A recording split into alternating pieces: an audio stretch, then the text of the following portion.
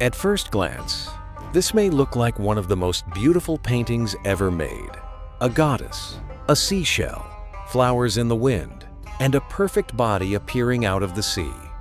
But the longer you look at Botticelli's Times, Birth of Venus, the stranger it becomes. Because this image is not as natural as it seems. Her neck is too long. Her shoulders are almost impossible. Her body does not fully obey gravity. And even the title may be misleading because we are not actually seeing the birth of Venus. We are seeing what happens after it. So why would Botticelli paint the most famous image of beauty in such an unnatural way? Was it a mistake? Or was that exactly the point? The painting was made in Florence around 1485, and what we see is Venus, the goddess of love and beauty, arriving on the island of Cyprus after being born from the sea. She stands on a giant shell, pushed toward the shore by the wind. On the left, the wind god Zephyr blows her forward. In his arms is another figure, often identified as Aura or Chloris. Their bodies twist together like a storm. They are not walking, not floating calmly. They are almost attacking the air, forcing the whole scene to move. And around them, roses fly across the sky. These are not random decoration. Roses are connected with Venus, love, spring, and desire. But look at how Botticelli paints them. Scattered, frozen, almost like clues suspended in the air. On the right, a woman waits with a flower-covered cloak. She is usually interpreted as the Hora of spring. Her task is simple, to cover Venus as soon as she reaches land. And this detail changes everything. Venus appears at the exact moment between exposure and concealment, between nature and civilization, between divine beauty and the rules of the human world. But Venus herself does not look triumphant.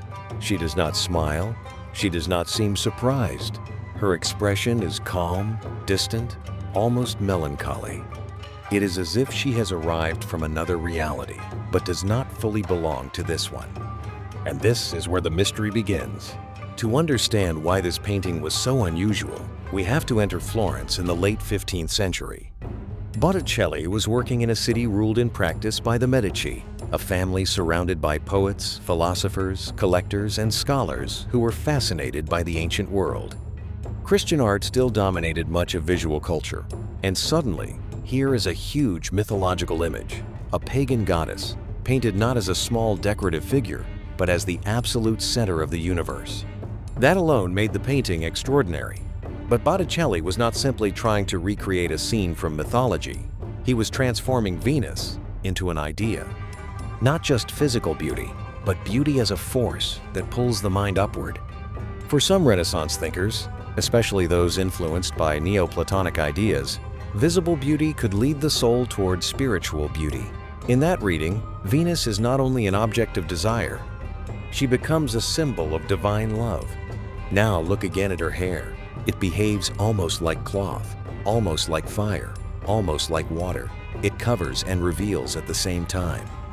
Botticelli was famous for the power of line, and here the line is everything. The painting does not feel carved from flesh and shadow. It feels drawn by music.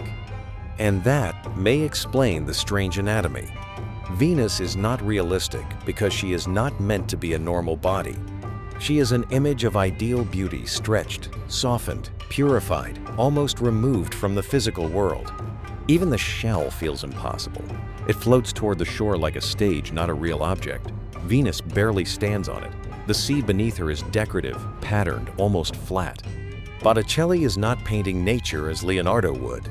He is painting a vision. And then there are the trees. The orange trees in the background may point toward the Medici family. In the Renaissance, the orange tree was associated through wordplay with the Medici name. So the painting may not only be a mythological scene, it may also be a coded object of elite Florentine culture. A painting made for a world where mythology, family prestige, poetry, and philosophy could all exist in the same image. There is also a literary clue. The subject may have been suggested by the poet Angelo Poliziano, who wrote descriptions of Venus arriving from the sea. So Botticelli may have been turning poetry into painting. Wind becomes bodies, words become flowers, and beauty becomes a figure standing on a shell. But there is another possibility.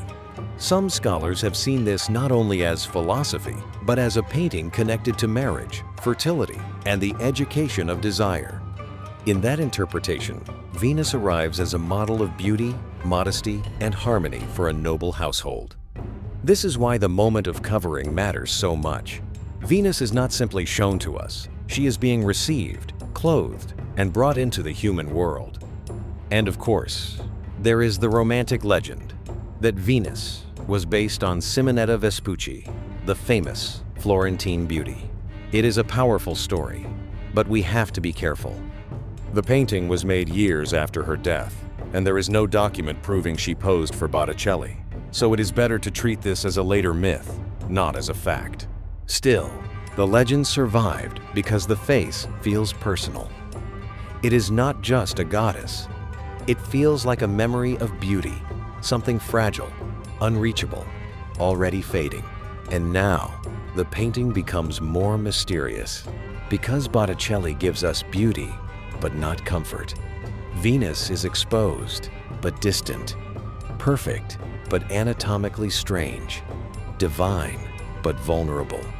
She is pushed by forces behind her and pulled toward a world waiting to cover her.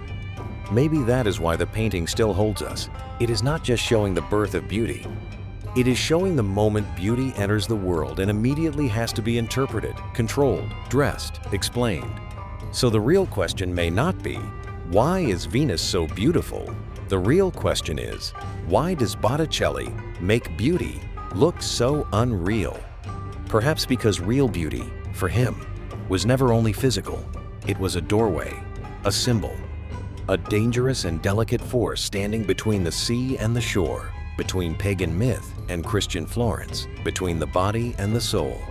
And after more than 500 years, Venus is still standing there silent, impossible, and unfinished in meaning. So what do you think? Is Botticelli's Venus a symbol of divine love, a Medici message, a marriage image, or simply the most haunting vision of beauty ever painted? Look closely and tell me which detail changes the painting for you.